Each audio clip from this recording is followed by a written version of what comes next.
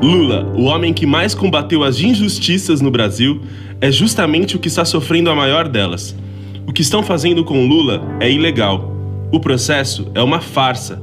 Quem fala isso são os próprios juristas brasileiros. O caso do ex-presidente Lula é um processo cuja sentença era anunciada antes do seu próprio início. O processo começou com um equívoco muito grande, foi a condução coercitiva do presidente Lula. Foi um ato absolutamente desnecessário.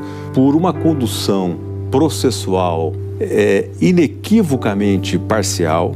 Qual era a justificativa para que se fizesse aquela condução coercitiva que foi feita originalmente de uma maneira espetaculosa e de uma maneira, inclusive, ao desamparo da legislação? No processo contra o presidente Lula, nós vimos algumas situações antijurídicas. Além de um processo injusto e de um processo sem provas, onde foi atribuído um bem imóvel ao ex-presidente Lula que nunca teve a posse, nem muito menos a propriedade, onde ele foi condenado por um ato indeterminado, o que por si só configura motivo suficiente de nulidade e de qualquer invalidade da sentença. Lula foi condenado absolutamente sem provas.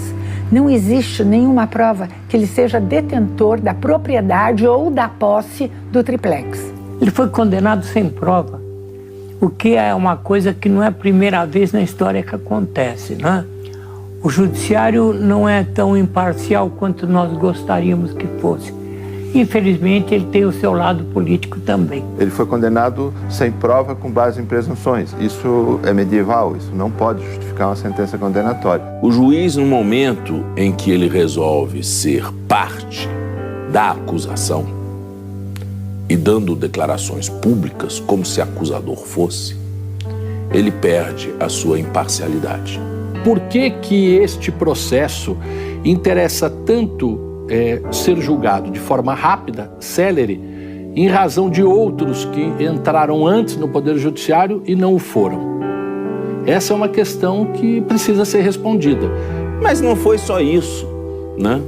Também a gente viu, durante o interrogatório do presidente Lula, o seu direito de autodefesa, no final, sendo claramente cerceado.